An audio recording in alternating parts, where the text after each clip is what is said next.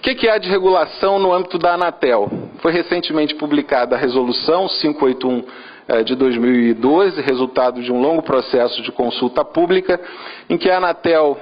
na linha da lei, do novo marco legal, ela unifica a regulamentação das tecnologias de TV a cabo, MMDS, DTH e TVA, à exceção de alguns poucos itens,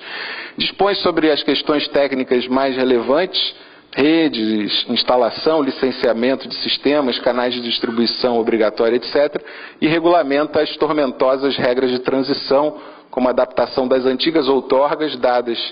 nessas tecnologias aos antigos prestadores, transferências de controle. Por exemplo, na NET Serviços, as organizações Globo têm que transferir o controle para a Embratel. Antes a vedação era a Embratel, porque é uma empresa de controle estrangeiro, mexicano, agora tem que ter o controle, porque é uma empresa de telecomunicação, e as organizações Globo, por serem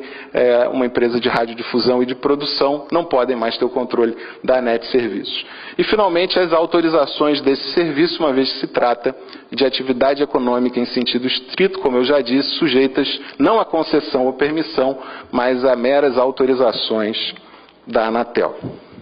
No âmbito da Ancine, ainda não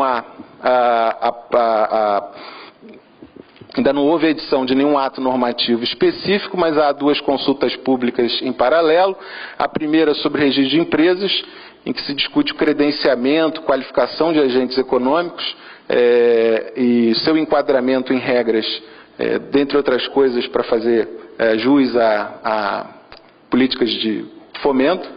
fiscalização do cumprimento das restrições ao controle e participações societárias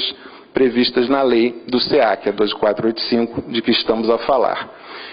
Uma outra consulta pública em que se discute uma minuta que regulamenta especificamente a lei, em que há uma série de discussões relevantíssimas sobre definições, por exemplo, do que é horário nobre, do que é espaço qualificado, do que é canal de conteúdo brasileiro, dentre outras coisas, para o cumprimento, para a fiscalização do cumprimento dos conteúdos exigidos pela lei e da cota de canais fixadas em lei em cada pacote oferecido aos assinantes. Muito bem. Quais são as discussões nas duas ADINs que tramitam no Supremo Tribunal Federal? A primeira ADIN, de número 4747, proposta pela Associação NEO-TV, questiona o artigo 5º caput e parágrafo 1º, o artigo 6º, incisos 1 e 2, que eu acabei de dizer, estabelecem o que alguns chamam de normas legais de propriedade cruzada. Não se permite que radiodifusoras, produtoras e programadoras atuem na distribuição, nem que as empresas de telecom que fazem a distribuição atuem na produção, na programação e na radiodifusão. Questiona o artigo 29, dizendo que ele viola o princípio licitatório, e o artigo 37 das regras de transição questiona esse dispositivo com base na garantia do ato jurídico perfeito, no princípio da proteção da confiança legítima. Não é o meu objetivo aqui defender lado a lado, é mais apresentar os argumentos. Como os argumentos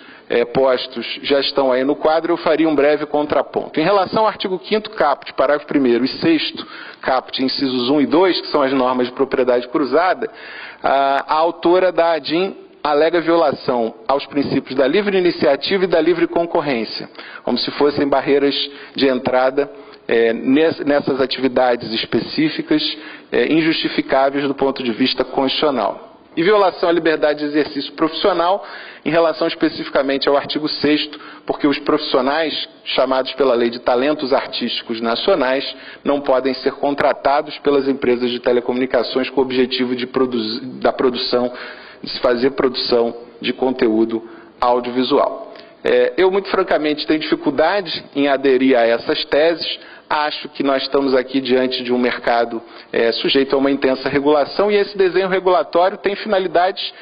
constitucionais muito claras. Há uma preocupação louvável do legislador que os gigantes do setor de telecomunicações não esmaguem a produção nacional, a programação nacional, as empresas de radiodifusão, E, de outro lado, acho que é saudável que haja essa quebra na cadeia com a reciprocidade de que a distribuição também não seja controlada,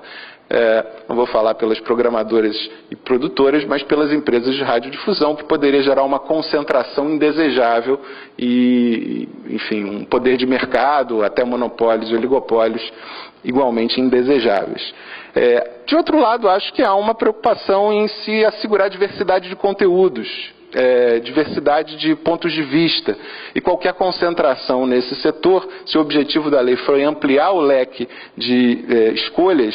à disposição dos assinantes, a concentração seria indesejável. Não vejo, a prioristicamente,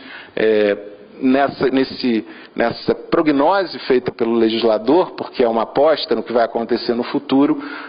um juízo claro de inconstitucionalidade, apostaria mais na presunção de constitucionalidade.